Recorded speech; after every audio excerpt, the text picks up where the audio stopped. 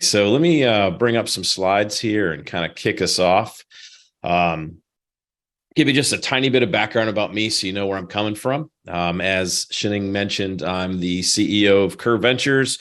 I've been in the security world for a long time, and I was previously at Security Journey, where I was the CEO and co-founder. Previously Cisco before Security Journey. Got a couple of different podcasts that I'm doing now, the Application Security Podcast and Security Table, and I'm still a big fan of Twitter as a way to communicate. So how did I get into threat modeling then? Well, when I went in that previously Cisco job, I had a couple of other titles and responsibilities. And so we're going back, 12, 13, 14 years, somewhere around there. When I joined Cisco, I was given the task of figuring out how to make threat modeling work across the engineering organization, which was only 25,000 engineers. So it seemed like it wasn't that daunting of a task. And so I learned a lot about building threat modeling programs, teaching threat modeling, and a lot of that has influenced kind of the way that I approach this today. But enough about me. Let's talk about threat modeling. So here's the plan that I have for our workshop in our time today. I'm going to use 30 minutes to introduce the concept of threat modeling to those who may be new. And I realize some folks in this workshop may have some experience. That's great. Don't go anywhere, because we're going to need you when we get into the exercises. We're going to want to bring your experience into those exercise periods that we'll spend here. But in that 30 minutes, that's my lecture time.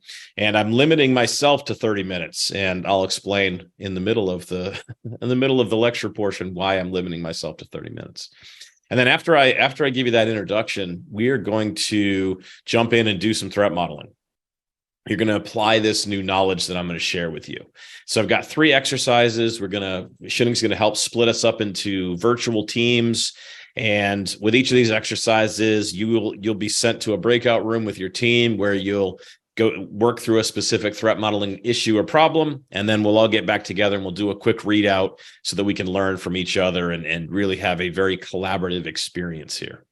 And then I've left 10 minutes at the end of our time today just for wrap up questions. I'll take questions on anything related to threat modeling that you want to go through. So from the kind of lecture portion of this, as far as the agenda, I'm going to introduce threat modeling from my perspective, tell you what it is, why we do it, how we do it, walk you through the threat modeling process according to how I've come to teach it. And I'll do a very quick overview of my thoughts on the existing tools that exist in the landscape. And then after that, we'll get into our exercises themselves. And so as Shunning mentioned, I had the honor of being part of the group that put together the threat modeling manifesto. And one of the things that we did coming out of that threat modeling manifesto is we came up with a definition that we could all agree on as to what threat modeling was. We worked on that for, 6, 9, 12, somewhere 12 months. We probably argued about the definition, probably only about half of the time.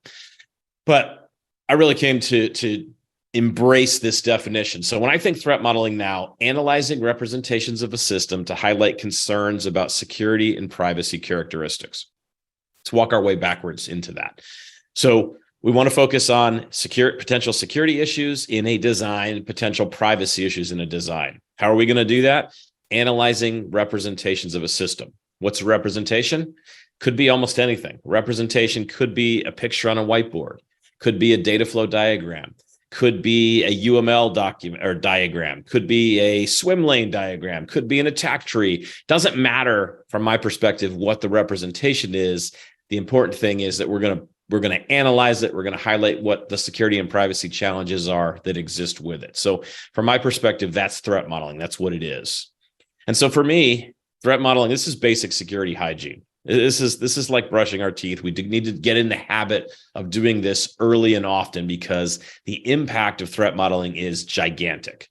When I go into work with a new company that's trying to figure out application security, question they always ask, okay, where should we start? And if they're not doing anything, my answer is always threat modeling, because I have seen the return that comes from teaching people how to threat model. It ripples through many other areas of your development process. Being able to look at a design, relatively quickly figure out what are the major challenges, and then act on those challenges is a very priceless skill to enact inside of an organization. So we think high level, what are the benefits of doing this threat modeling thing that we're talking about? Well, we're going to build security in as early as into the process as possible. We're going to shift left, we're going to shift right, we're going to shift everywhere. Threat modeling is going to impact any way that we can shift. We're going to find those security problems and fix them earlier in the process. Developers hate rework more than almost anything. Having to go back some number of weeks after they have pushed all of their code changes and whatnot into the repository, having to then rewind, go back, put all of that feature back into their memory and try to figure out what went wrong and try to make adjustments to it. Rework is the enemy from a developer's perspective. And so threat modeling is a benefit of threat modeling is it can help us to minimize the amount of rework that as developers we're going to have to do further downstream. Third benefit from my perspective is this idea of the security mindset. I want to see everyone think like a security person. You notice I didn't say think like an attacker. I got that think like a security person from Adam Shostak.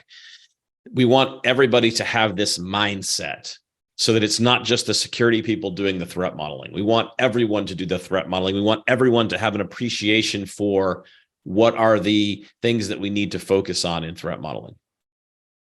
So if we were to simplify this is the security feedback loop. And this is really what we're constantly going around this circle with any feature, anything that we're building. It starts with identifying the threats, evaluating the mitigations, and then making the changes to the design. And then we constantly are in this security feedback loop. And we need to get our mindset to be, this is what we're doing with anything that we design, anything that we architect. So I'm a firm believer that everyone on this call, everyone that's part of this workshop already knows how to threat model. You're already very good at it, actually. And the reason I say this, go on this little journey with me just for a second. Imagine you open the front door of your house. You have one job. Your job is to walk a small child to a neighborhood school. Could be your child, could be a niece or nephew, could be a neighbor kid, doesn't really matter. You have one mission to walk that child to their school. And so you come out, you open the front door, you're standing on your porch, and all of a sudden you can hear cars going by. And the speed limit in front of your house is 25 miles per hour. So those cars are supposed to be going pretty slow, but they're whizzing by at a really high rate of speed. What do? You reach down and grab the child's hand and say, hey, hold on to my hand here. There's some danger out in the road. Well, we just threat modeled. The threat is the cars are driving fast and they could hit the child. The mitigation is I'm going to hold the child's hand so they don't jump or walk inadvertently out into the street where we don't want them to be. Same thing applies as we're walking down the sidewalk. We hear a dog barking off in the distance, and it's not one of those little dogs. You can always tell when a dog barks, whether it's one of those deep kind of growly type of big dog barks or whether it's one of those little tiny Chihuahua barks. Both are dangerous, by the way. But we hear this coming off in the distance, and so we say, hey, why don't we go around the block? I don't really want to see if that dog's out of its yard or what's happening. We're just going to cut down this road, go around the block, and we're going to ignore this dog. Threat, dog could bite you or the child. Mitigation, we changed our trajectory to get to the school without passing the dog. Same thing with the sun. The sun's beating down. Did we put sunscreen on? There's our threat. There's our mitigation. So the point here is that we already know how to threat model. Now what we need to do is we need to take this inherent knowledge that we have as human beings and apply it to the technology and the things that we build. So we mentioned the threat modeling manifesto. A number of us came together to try to capture the essence of threat modeling. That was our goal. And we spent a number of months doing that. The output, you can look at it right now, threatmodelingmanifesto.org. It's free and open source. Have a look at it. I'm going to spend the next few slides talking a little bit about some of the things that are in it right now, but you can also take that as a resource away from this session to be able to kind of go back and review. And when you're thinking about what is threat modeling and what can I accomplish with it? So the most famous 4 key questions in threat modeling come from our friend Adam Shostak, and he put these together a number of years ago now. But I constantly come back to this because this is the most simple way that I can think about threat modeling. And Adam was part of that threat modeling manifesto group. He was gracious enough to let us include the 4 key questions right at the top of the manifesto. This is a powerful construct because when in doubt, if you need to threat model something, you can simply use the 4 key questions to do it. And it really starts with, something like, what are we working on? So what is our scope? What are we trying to threat model? And then we ask ourselves the question, what can go wrong? So what are the threats? What are the bad things that can happen with this thing that we're working on? Third question, what are we going to do about it? How are we going to mitigate those threats? How are we going to make those issues go away in design so that they don't make their way all the way into production through implementation and coding and into production? And Adam's 4th key question is, did we do a good enough job? So that's our retrospective step. Do we feel like we feel pretty good about our threat model, or do we think there's more work to be done there? And these 4 key questions can really guide your implementation and your approach to threat modeling. And then this is a really powerful construct, because when in doubt, you can always come back to this. If you forget everything else I talk about today, you can always come back to the 4 key questions and use this to lead your process. This can be your process for threat modeling in its earliest days. So in the threat modeling manifesto, we borrowed from the Agile manifesto concept of saying that something on the left over something on the right. So both of these things provide threat modeling value. It's just the one on the left is going to be better than the one on the right from our perspective as the manifesto's authors. And so value number 1, a culture of finding and fixing design issues over checkbox compliance. So checkbox compliance, you can drive threat modeling with checkbox compliance, and you will get threat models done. Our point here is instilling a culture inside of your organization of developers and product people and testers and operations people having this inherent culture of, well, we're going to find these security and privacy problems and we're going to fix them, instead of checkbox compliance. So we find what we value is that culture is so much more powerful than just having a check the box kind of compliance. Because we know in check the box, people don't always put as much effort in as if they really care about the overall solution. So value 1 is a culture of finding and fixing design issues over checkbox compliance. Value number 2, people and collaboration over processes, methodologies, and tools. And you might look at this and say, wait, what are you talking about? Processes aren't important. Methodologies not important. Tools aren't important. Remember, from our Agile Manifesto example, both of these are good. The thing on the left is better than the thing on the right. And so, yes, you must have a process. You must have a methodology. You must use tools to make threat modeling easier. But if you don't have the hearts and minds of the people and a solid approach to collaboration, you can have all the tools you want. You can have all the process documents you want, and you're not going to get any value out of your threat modeling process. And so really working with the people, getting them to understand, have the knowledge of how to do threat modeling, as well as the vehicles for collaboration, that's where threat modeling is very powerful. And you'll then have the process, you'll choose a methodology, you'll find tools that work. All these things will work together. So value number 3, a journey of understanding over a snapshot, our security or privacy snapshot. Threat modeling is not a point in time activity. Yes, you are modeling to the best of your knowledge at a given point in time, but it is very much a journey of understanding.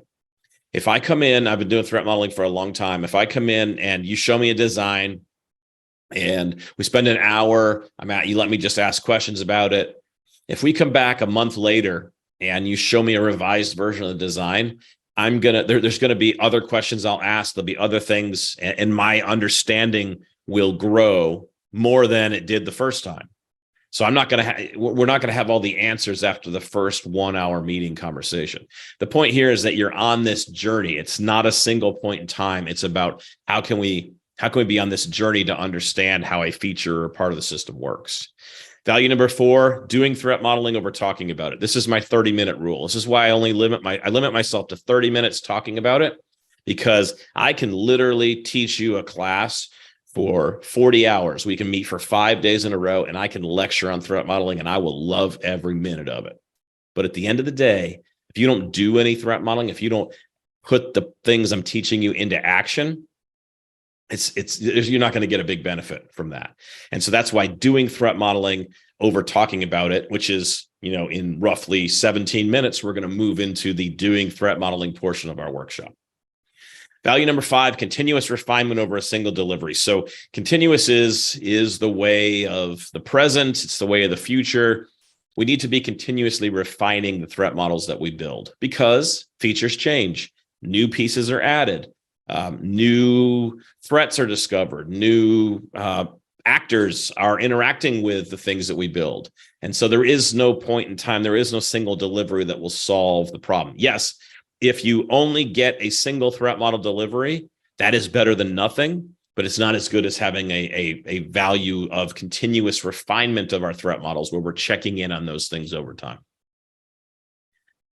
One of the other things we did in the manifesto was put together some principles for threat modeling. So early and frequent analysis. The earlier we can threat model, the better. Now, in contrast to that, I'm also a realist. And I've worked in big tech companies. So I know that sometimes we will have to threat model something that's been in production and we've been shipping it to customers for 10 years. We can still gain a lot of value in threat modeling that old piece of software that still makes the company a lot of money. But if we can do early and frequent analysis as we're building something, that's always going to be better for us. We want to align with development practices and iterations. Do not create a new threat modeling repository that's separate from where your developers work all day long. So I'll use Jira as an example. If you use Jira to do scheduling of all work that engineering is going to do, attach your threat model, make your process so that whatever output comes out of threat modeling is attached to whatever the developer is doing in Jira. Don't create some other strange system off to the side because all you're doing is introducing more friction into the process. And the more friction we introduce into a process, the less likely developers are going to perform whatever it is we're asking them to do. So bring threat modeling into where they already work. And it's just another thing that they have to attach to their Jira ticket to be able to move things forward. Third principle here, outcomes are meaningful when they are valued to stakeholders. Know who your stakeholders are. Who gives a rip about threat modeling inside your organization? Is it your business unit VP? Is it one of the C-level folks, your chief security officer, chief information security officer? Who are your stakeholders? Know who they are and ensure that your threat modeling process is creating value for them. Could be just giving them bulk metric readouts on threats that are being found and mitigations that are being applied. But you have to understand what they're looking for so that they'll support you as you move forward. And then the fourth one, a dialogue for common understanding and documents for recording, understanding for measurement. So, you want to have that dialogue. There's, once again, collaboration is something we want to keep talking about here in the threat modeling approach. Okay, we also put together in the manifesto a section on anti-patterns. These are things that we've seen time and time again slow people's threat modeling efforts down and challenge them in being able to be successful there. So our first anti-pattern is a hero threat modeler. Here's an example of how a hero threat modeling could work. Imagine you've got a team of 10 developers. You're an agile, so you're doing sprints and all those things. And Jane is the person who has stepped up to say that she's going to do the threat modeling. Well, if an entire team of 10 developers sends all of their threat modeling work to Jane, she's going to have a stack of things she has to threat model, and she can actually be the hero or think that she's being the hero, and I'll take on all the threat modeling work. It's actually an anti-pattern because we want more people, more perspectives to be attached to any threat model that's being done. So being that hero is an anti-pattern. Second one is admiration for the problem. I tend to, this one and tendency to overfocus are the two that tend to get me. Admiration for the problem is, as an example, I'm creating a data flow diagram and I'm like, if we spend 2 more hours on this thing, we can literally have the best data flow diagram, and that will totally describe the entire feature at a level no one's ever seen before. That's admiration for the problem, and that's an anti-pattern because I'm hyper-focusing on the problem state and I'm not thinking about mitigations and the solutions that need to come out of it. Tendency to overfocus is for me, this is sometimes I'll have a data flow diagram in front of me and I'll get really focused on a particular piece of it because I think there's something there, and I'll just keep peppering people with questions about it. And I'll instead of looking at the bigger picture of the entire scope of what we're modeling. And the last anti-pattern is a perfect representation. So this is the imaginary approach or idea of, if we just spend more and more time, we can get the data flow diagram to a perfect state. And there is no perfect data flow diagram because systems always move, people always make changes to it. So it's impossible to have something that's perfect. So here we also, instead of just giving you anti-patterns in the manifesto, we also gave patterns for success. And so here's some of the different patterns you'll find there in the manifesto. Taking a systematic approach, using informed creativity. So taking people's creative thoughts and bringing it into the process and encouraging that in threat modeling. Having varied viewpoints. So we don't want to do threat modeling with just a team of developers because developers tend to think alike. We want to have developers, testers, if you still have testers. We want to have product people. We want to have security people. We want all kinds of different perspectives all working on the same model because we all see it differently. We do want to have a useful toolkit. We want to have tools that make our threat modeling process more efficient, more optimized. And then the final pattern is just putting theory into practice. So taking things you learn in workshops and webinars and applying that to your real world program inside of your company. So when we think about the threat modeling process, this is the 5-step approach that I've taught for over 10 years. And it does align, as you see, with Adam's 4 questions. There's only so many ways to threat model, but I like to call out scope as a separate step. And then I'm a data flow diagram person. So I have a step called draw, because I think there is power in drawing a picture and having to connect the dots about how the individual feature works. And then after drawing, it's analyzing that picture, coming up with my mitigations, and then ensuring that I'm documenting so that I have results from this so that 6 months from now, when someone goes to change the feature, they don't have to build a threat model from scratch. They can open up the one that I already had and use that. So on the scope, here's some thoughts about how to scope. I like to use t-shirt sizes. Like some people use these for agile user stories as a way to judge how much work is going to be done, or need to be done in a particular story. I like to use that same idea from scoping threat modeling. And so I always want to push folks towards the small size. Like I want you to threat model features and user stories with an estimated lines of code of 500. Should take you 2 to 8 hours to do it. I don't think there's any danger there. The bigger size, the bigger we go in size, the more complexity, the more chances to miss things. Like if you're just trying to, threat model an entire system, say it has 250,000 lines of code, I'm going to argue that that's infinity. That's how much time it'll take you to properly decompose and model that system, because there's just so many moving pieces. So I see the real value in threat modeling at the feature and user story perspective. Another thing I want us to stop and think about in scope is interface and attack surface analysis. So one of the big things about threat modeling is we have a trust boundary that we're going to talk about in a second. We have the outside, we have the inside. The outside might be the public internet. It might be inside of our data center. It might be, depending on how we set up our trust boundaries. But we do want to think about what are the interfaces? What are the ways that someone can send information from outside of what we're modeling to the inside? And wherever we are, wherever that particular trust boundary is, that's where I always like to focus my efforts. I like to think about where something can go from outside to inside. That's where I'm going to put a lot of effort. In this example, you've got, a REST interface sending, communications to an API endpoint, perhaps over HTTPS. You got protocol commands going to system daemons. You got network requests going to some types of endpoints that are, putting together lots of information about the network. But the point is we want to look and we want to understand our interfaces. So I mentioned data flow diagrams. This is the way I think about threat modeling. And so for data flow diagrams, we're not going to use the data flow diagrams where there's 117 different shapes and nobody knows what half of the shapes are actually used for. The system that's come together here is just using a few simple shapes. And so it starts with process. Process is a circle. Process is where some unit of work is being performed. And so you want to document the work that's being performed inside of the feature. And then you're going to have data that's being stored. That could be a database, could be a file, could be memory, could be any place where data is going to be stored. We're going to use that data store, those two lines in our picture. We're also going to consider external entities.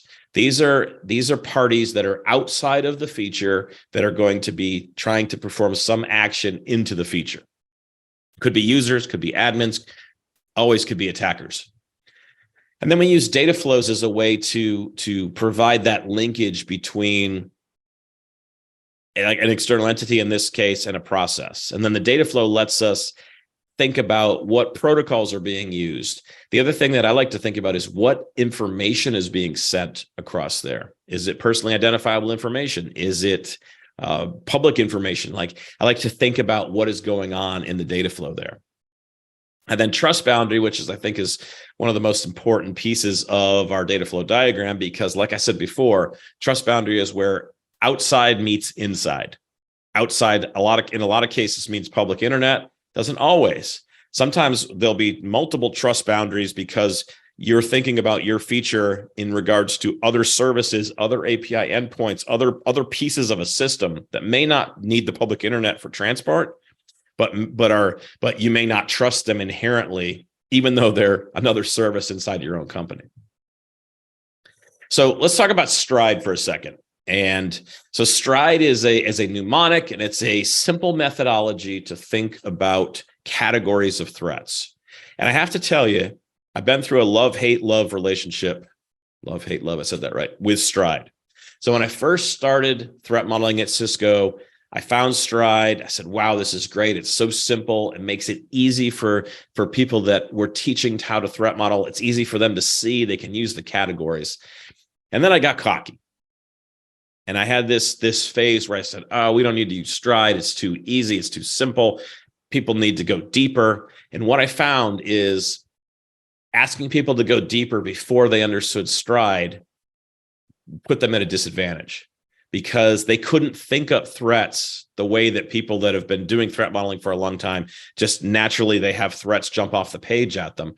Folks needed a systematic approach to get the level of experience to unlock the ability for them to see threats on the page. So I'm back to loving Stride. So spoofing. This is pretending to be someone you're not. It normally happens from the external entity. It's an attacker pretending to be an admin, pretending to be someone that they're not. Tampering, modifying that data in flight.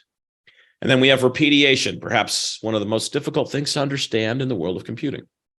But an American philosopher taught me the definition of repudiation.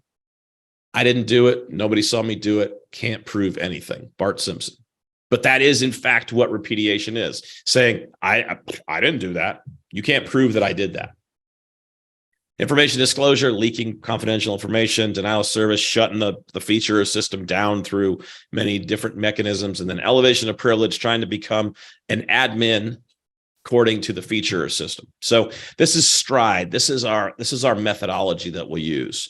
But with threats must come mitigations and compensating controls. We cannot just focus on the threats themselves. If we don't have great mitigations, then all of the work we did thinking up threats, it's not wasted, but we're not getting the return that we could from it. So if we have a threat of spoofing, strong authentication with multi-factor is a compensating control.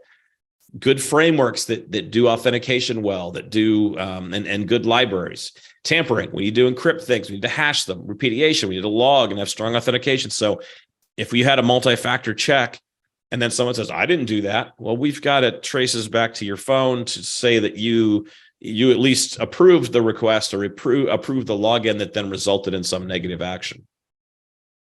Information disclosure, encryption, denial of service, site and product scalability.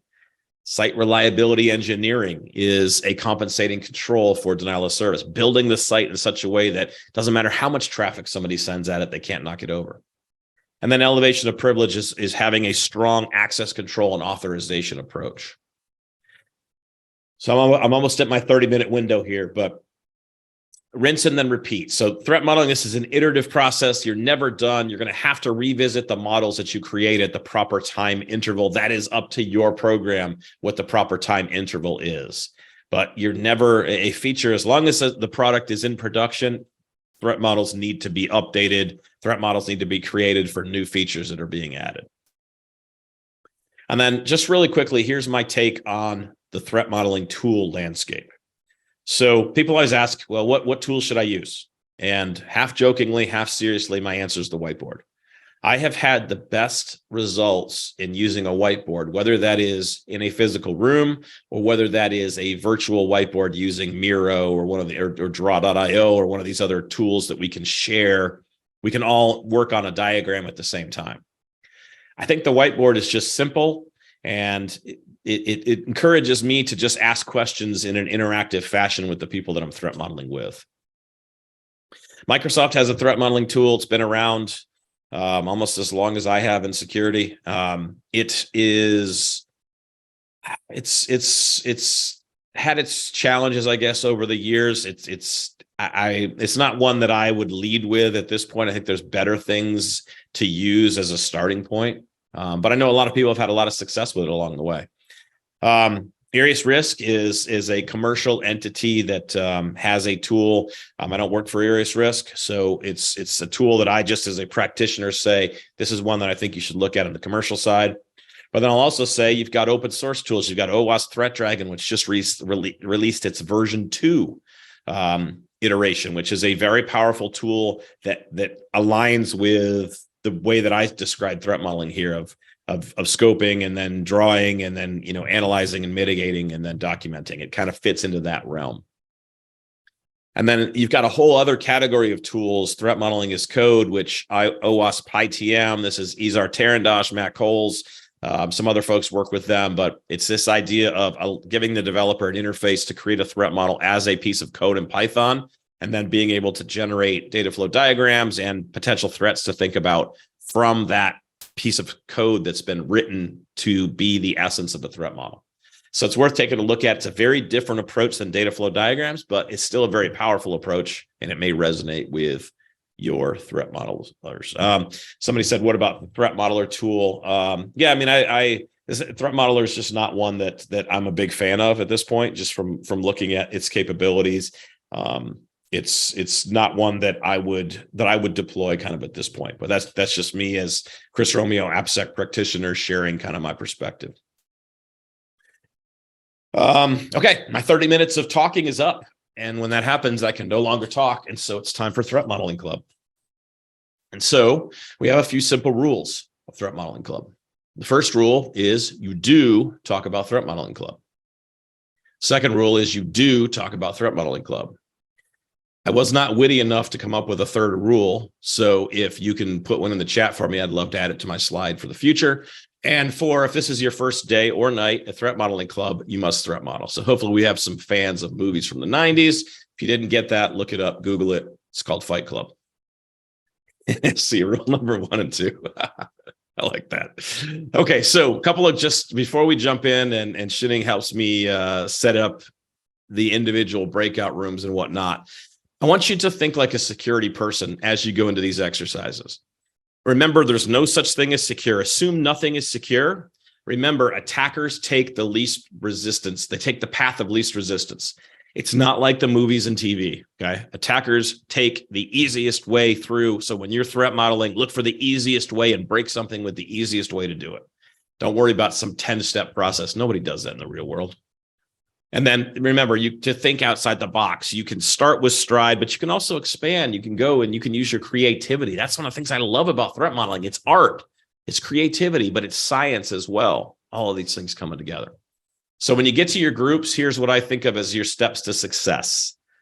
So there's going to be 3 exercises. Each time you go into the room, elect a new spokesperson. So rotate that around. So we should have one person do all the talking. And because when we come back out of the exercise, we're going to do a kind of a recap or a roundup of things that you learned. I'm going to ask questions of each group so that we can collaborate and share these things together. Discuss the threats across the group. Especially with exercise 2 and 3, you're going to have a diagram. Everybody loves to jump into the diagram and just start throwing threats out. Spend a few minutes tracing through the diagram and talking through the diagram. That is my advice to you. That's especially for exercise number 2.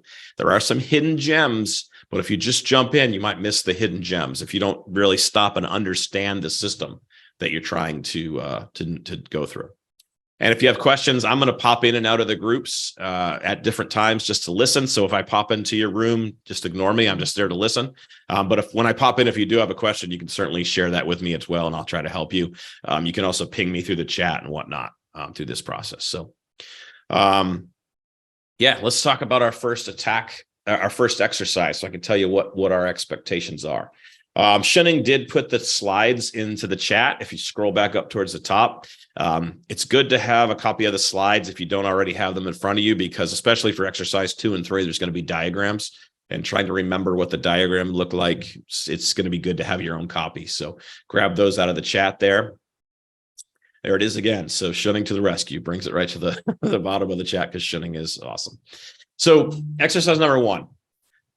Here's what I want you to do. When you get in your group, this is a cottage. And what I want you to do is really 3 things. As you're looking at this cottage, I want you to come up with a list of all the possible interfaces that you could exploit to break into this house. Because inside this house is the world's best piece of chocolate cake. Don't know how we came up with that designation. Don't know what the judging looked like, but just imagine that it is the world's best piece of chocolate cake. And so you gotta come up with a list of what interfaces would you use to get into the house. And then when we do and think through what are the scenarios that would ensue for the break-in and the capture of the cake. And if you have time, talk about the parallels between this attack surface of a house and the technology products that exist out there. All right, looks like we got everybody back. So what we're going to do now is just what I like to think of as a readout. And so I want to hear from spokespeople from each team. And so hopefully you remember which team you were on there. So there were 7 teams. Let's go ahead and start with our first team. And so whoever the spokesperson was for room 1 or team, we'll call them team 1, go ahead and come on off mute here and just share with us.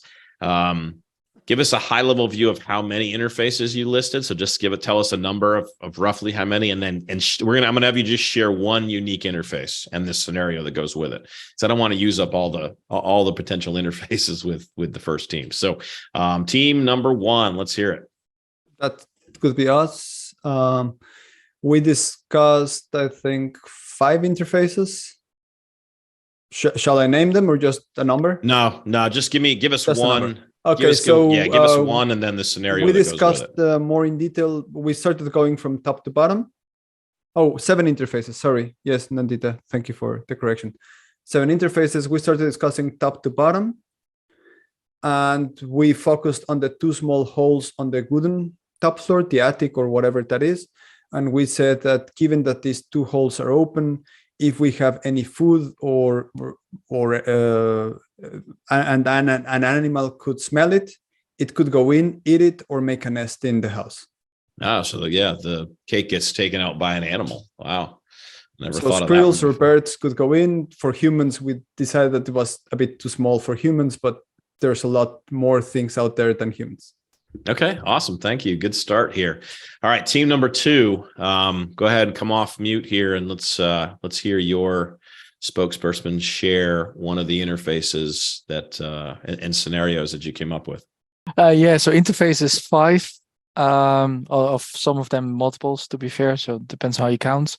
Unique interface, windows, scenario, good old brick through the window, crowbar, and not even looking at animals, to be fair. Other thing, chimney, door, of course, lots of options. Okay. All right. How about team number 3? Okay. I'm Amit. We found 2 kinds of windows: wooden cellar, the door, and also the fence. Okay. And then give us a scenario for one of them, please. One scenario is that there is nobody in the house and that we try to open the door. Okay. That's always a good one. Just walk up and see if the door's unlocked and you can just walk in and take the cake. Certainly easier than doing something like, ripping the roof off or whatever. Okay. All right, James, looks like you might be our next spokesperson up. Please go ahead. Yeah, so the next one we had was we'll call this the Santa Claus. We were coming down the chimney, since that's a good overnight caper in the stealth of night. So that was our attack vector. Okay, love it. The Santa Claus attack. It's becoming a famous one in this exercise. I love it. All right, we should have a couple more spokespeople. So please come on off mute here and share the Hey, Chris, takeaways from yours. Yeah, I was in part in team two, so but yeah. So one would be the wooden fence, which would be easy to just come the other side of treating it as a kind of a firewall, where you need to block. You should need to have a few more high inches of your firewalls, your wooden fences. Okay, that's What's a the good first another good one there. It looks like thanks for that, Siddhant. Kamal, looks like you might be off from mute as well. Yeah, we were discussing in room 4 that there are, as everyone pointed out, the windows, the ones on the attic that are open. But we also noticed that maximum of the house is wooden. So it's easier to burn down the whole house and get into it. And we also figured that if somehow we save the cake, we might also try to breach the recipe. So that was something we were discussing. This is why. So here's an example of why I love threat modeling and I love going through this process. Every time I do this workshop, and I've done it probably 50 times now, I always hear something that I've never heard before, and getting the recipe, like no one's ever mentioned that to me before as a potential interface, is getting the recipe so you can recreate the cake in its own way. So this is why threat modeling is so encouraging. Just different perspectives, see things differently, even differently than I do. And so really fun. Looks like Manish is in a noisy office environment, but he says, we discussed taking off ceiling tiles and coming in through the roof. Okay. Yeah, right through the roof as a particular scenario.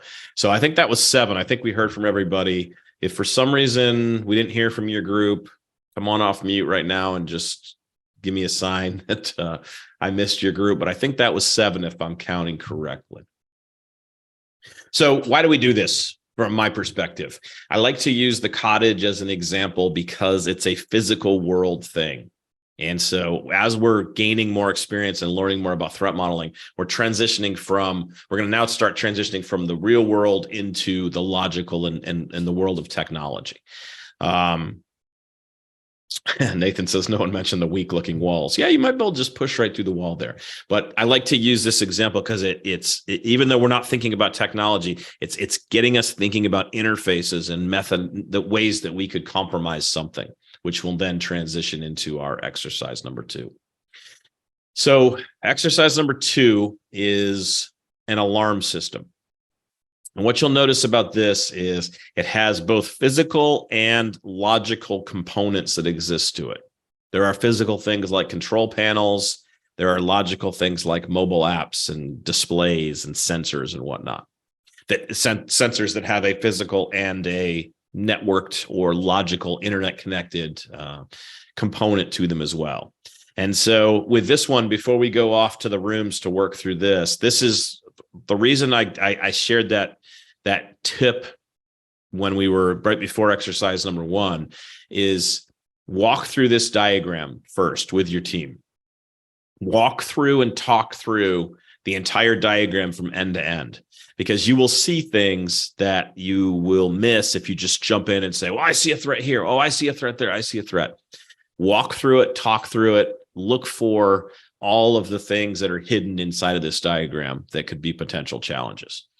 And so for this one, I'm just going to be interested in, how many total threats did you come up with? And then when your spokesperson is going to share, when we come back together, 1 to 2, probably 1 in this case, 1 unique threat, but don't sleep on mitigation. I want a threat. I want you to share a threat and a mitigation. So as you're analyzing this diagram and thinking about the threats, think mitigations both. Just getting in that mindset of considering both of these things. So with that, Shinning, why don't we go ahead and send folks back into their rooms? This is going to be a 15-minute exercise. And then just so you know, when we come back from this exercise number 2, we'll do our readout, and then we'll take a quick 5-minute break or so for to get water or whatever we need to do before we do that final exercise. Plus our DJ will be ripping it up for us during that break. Folks are waking their way back in here. We can kind of start breaking down what we found in exercise number 2 with our alarm here. So I guess let's kind of start with, if you know which kind of room. Let's see, is there a spokesperson from room number 1? I can speak for room number 1 this Cool. time. Yeah, we were doing a screen share and trying to work through the issue. Hi. So as far as a number of threats, we didn't really get very far. We were working through what the system does and how it does it. We did get to one major threat that we saw is in that in the interacting with the user, the authentication does not actually happen until after that. And it only appeared to cover one function, which was displaying the messages and status to the control panel display. However, it did not appear to require authentication to either configure the system or start or stop the system. So we were busy hashing through that. Okay. What'd you come up with as far as the mitigations? Well, we started talking about that as well, moving the authentication earlier in the process, like as far as the interaction with the user should have began with confirming that the user was the user who was supposed to be in the system, and dealing with authorization as well. Maybe not all users who should be on that system should be able to start or stop or configure the system, but should be able to see the status of the system. Okay, very cool. Great example of a threat that was traced all the way through, and a well thought out mitigation. So thanks for sharing that. How about room number 2? Hi there. So I got voluntold to be the spokesperson for our team, so I will go ahead and present. So one of the unique ones that we had a chance to talk about was actually tampering with sensor data. And one of the potential outcomes of that we actually looked at was, if we can tamper with system data, that we can say, hey, this window is open, and we can do that 24/7, thereby inducing the user to turn off the alarm system because it's constantly going off. So we thought that hardening as well as authentication of putting a repudiation mechanism in place that allows us to validate that the message actually did come from the sensor were 2 of our mitigation strategies. Okay, excellent. Very cool. So I guess team number 3, room 3 had some challenges. How about room number 4? Okay, that would be me then. We also had at first the attacker goal would be, of course, that somebody can enter unnoticed in a building to rob any crown jewels, whatever, and therefore some easy way would be to somehow drop sensor status data, and a potential mitigation for that could be to implement some kind of a keep alive function, so that sensors are always like every 15 or 10 seconds or whatever, send any kind of keep alive, so that the monitor sensor is aware of, okay, this sensor is still working, and I get some kind of feedback. Okay, very cool. All right, how about team number 5? Hey, for team number 5, so we went through the STRIDE model to try and find some items here to report. One of the that struck us was the sensor status. We thought we could have some spoofing here, and the system could either be rendered inoperant in veering towards a denial of service, if you want, or that the messages could be made to think that everything was happy, the system was happy, and there was no threat in place. And we thought for the sensor status, mitigation could be input validations, either in terms of the type of status that is sent back, or the volume, the amount of messages that could be sent. Okay, very good. How about team 6? Yes, I think we were with team 6, but so we basically looked first at 2 major threats that somebody could activate on purpose the alarm, or somebody could deactivate the purpose on alarm, and maybe even a combination of the 2. So like let the alarm go off at some other locations nearby and deactivate the alarm in one house, so you could make use of the confusion to do your stuff. We also looked at the database, the configuration database. If you could read that, then you could get very valuable information about when the alarm is on and when the alarm is off. And I think we had in total like 10 to 15 threats. We also looked at the cellular network to misuse that connection to do some kind of SMS like spam or phishing SMS, or even overload it so that it would be disconnected from operation. Okay. Let's hear from team 7.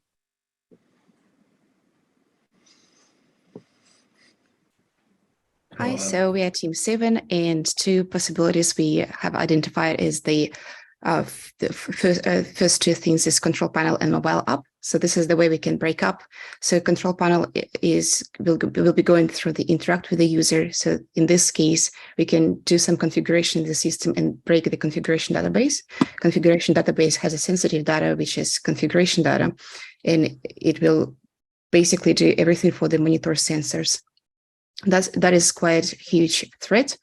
And another one is mobile app, which is the password with the user and display messages statuses too. So this is the second possible and huge threat for the alarm system that we have identified.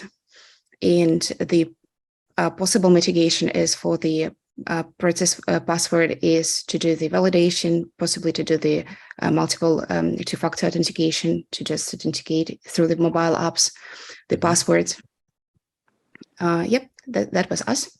Okay, very good. So yeah, this is excellent thought process that went in across all the different teams here. It's great to hear how you identified threats and then considered the mitigations. And we didn't really get a lot of duplication in what the individual teams were thinking about and spending time on. So with that, we're going to do a 10-minute break here. And I know the DJ is going to spin some tunes for us, but let's enjoy a 10-minute break and we'll come back and do our final exercise.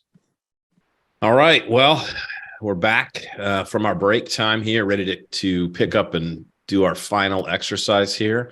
And just a quick note, I'm going to ask Alex to follow me around and create a soundtrack to my life. So I think that would be really fun if just music started playing at different moments of my life. But all right, let's get serious now. We're in our final exercise. Let me tell you a little bit about this exercise right here. Number 3, the MD up protocol. So what I'm giving you here is kind of it's a different scenario from our alarm system in that we're now fully in the world of technology.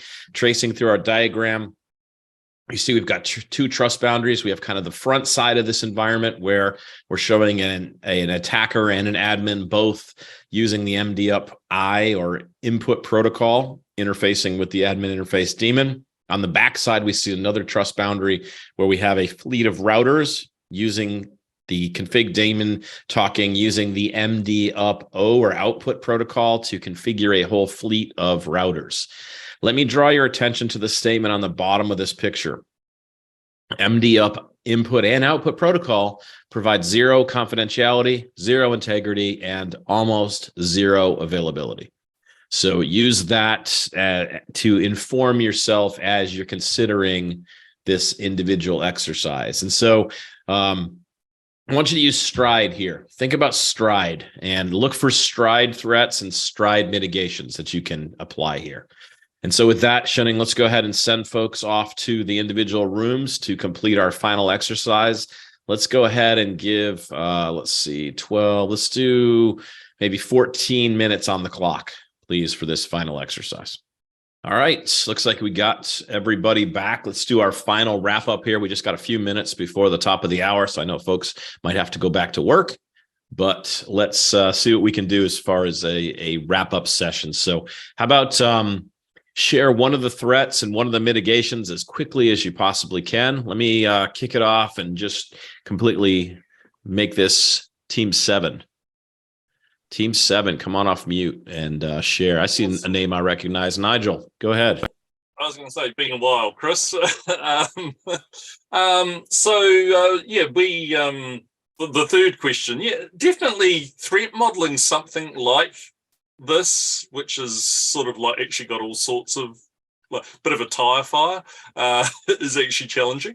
The one thing we sort of looked at was the difference between or repudiation around, is it the attacker or is it the admin that's actually doing the interface into the admin interface, and just simply logging could be one mitigation to at least know who is doing what, but obviously then validation as well, because there doesn't appear to be anything there as it stands.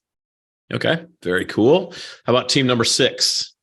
Any thoughts on a threat and mitigation you can share from what you saw? Anybody, team 6 out there? How about team 5? So with zero integrity among configuration database, adding something like checksums or hashing to verify known good configurations, determine if any tampering has undergone. Adding in, so with zero availability, adding in some kind of high availability solution where we have load balancing across multiple sets of services was kind of where we were at. And that would be 2 from our list. I think we were probably around 10 or so in the time we had. Okay, awesome. Very cool. How about that was team 5. How about team 4? We also found a possible threat in the administrator system. So we think it is vulnerable to spoofing, elevation of privilege, and even denial of service. So we propose as a mitigation to have some protocol like HTTPS or TLS for the communication. And of course, a strong authorization system, probably based on multi-factor authentication, for example. Okay, very good. Let's see. I see somebody's hand up here. I'm guessing that means you're one of the other team leads that still needs to go. Sai? Yeah, so we also had some challenges with the admin being the only role mentioned there. I think we should have some role-based access controls to find very clearly to mitigate that. Otherwise, spoofing and repudiation could also be a problem. And I don't see, we rather don't see why we should have a config daemon there interfacing between the admin and the configuration database. So that appears to be a redundancy issue as well. So maybe that could be taken care of. That is not sure what is the thought process that they had while keeping it there. This would lead to tampering and information disclosure. So that's our thought. Yeah. Okay. How about anybody from team 1 or 2? So team 2 here. So we looked at, really, we didn't see any difference between the admin and any other user that's essentially touching the system or the port. So we kind of looked at elevation of privilege, primarily because the MDUP protocol provides zero confidentiality, zero integrity, which essentially tells us when the admin's logging in, he might be going over HTTP, which means it's relatively easy to either sniff the traffic and grab the admin credentials if there's no additional authentication or secure protocol being utilized, which would create that elevation of privilege for the attacker to now come in as an admin. Okay, very cool. How about team 1? I think that's the only team we didn't hear from. Hello. So to add something new to what already was said. So we were thinking about denial of service, as this protocol is denial of service by design. So mitigation to change it. Also, we thought about repudiation as system lacks of login process. And yeah, I think the rest was mentioned already. Okay, very good. So that was, another excellent analysis across all the different teams. Just to wrap up our time here, as far as key takeaways from my perspective for you, we talked about what threat modeling is as analyzing representations of a system to focus on those security and privacy characteristics. I still love that definition. Threat modeling, it's about preventing security and privacy bugs that require fixing up to and after release. So fixing these things before they get to production, it's always our focus. The process that I shared, the way that I think about it, scope, draw, analyze, mitigate, and document, it pairs nicely with the 4 questions that Adam Shostak provides for us. But find your process, find what's going to work for your organization. That's my recommendation there. I talked about some of the available tools that are out there from commercial and open source. And then the last one I really want you to take away here, to become proficient at threat modeling, the best way to do it is to threat model. You have to take what we did today and continue to replicate it by doing threat modeling. And so really the guidance I leave with you to take back to the world is threat model all the things. That's my recommendation I would have for you. Final thing I'm going to say before I'm done, there's a link to the Threat Modeling Manifesto and a link to the Application Security Podcast. Threat modeling is the topic. I would say if I had to categorize what we talk about the most, it would be threat modeling. We talk about a lot of other things in AppSec, but we've done a lot of episodes on threat modeling. Got a new episode about to drop in a couple of weeks from one of the speakers in Dublin, Sarah Jane Madden, who talked about how she did threat modeling in the enterprise in the real world. So with that, thanks for being a part of this workshop. I'll turn it back over to Shunning, see if she has any final recommendations or notes or anything. If you have questions for me, feel free to hit me up on Twitter, LinkedIn, any place you can find me. Threat Modeling Connect, we can continue this conversation there.